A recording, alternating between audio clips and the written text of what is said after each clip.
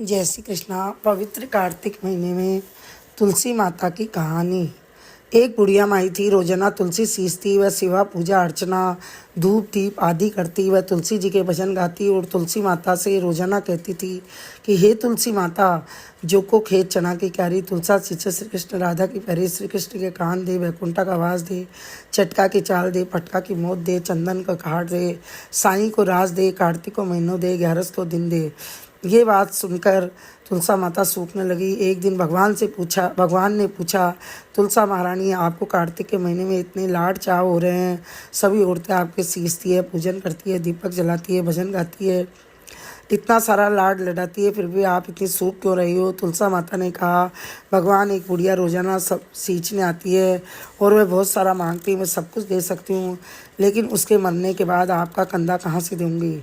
भगवान ने कहा, तुम चिंता मत करो, जिस दिन वो मरेगी मैं खुद आकर उसको कंधा दे जाऊंगा। थोड़े दिन बाद बुढ़िया माई मर गई। अब सारे गांव वाले उठाने आए, लेकिन बुढ़िया तो धरती के से भी भारी हो गई।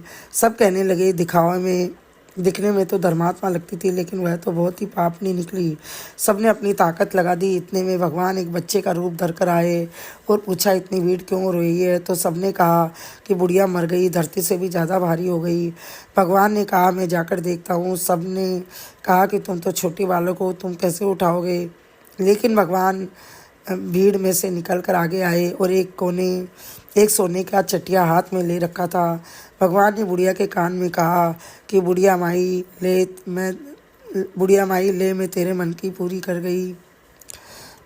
बुढ़िया माई छोटे से आए और एक सोने का चटिया हाथ में ले रखा था।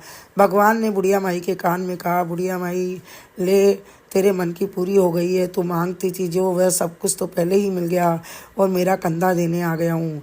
भगवान ने कहा, बुढ़िया माई, अड़वो ले, गड़वो ले, गंगा जी को नाल ले, पाट पिटामट धोती ले, खीर कांड का भोजन ले, चटकट की चाल ले, पटके की मौत ले, कार्तिक को महीनों ले, साईं को राज ले, चंदन की काट ले, 11 को दिन ले, श्री कृष्ण का कांदा ले, वैकुंठा का वासा ले।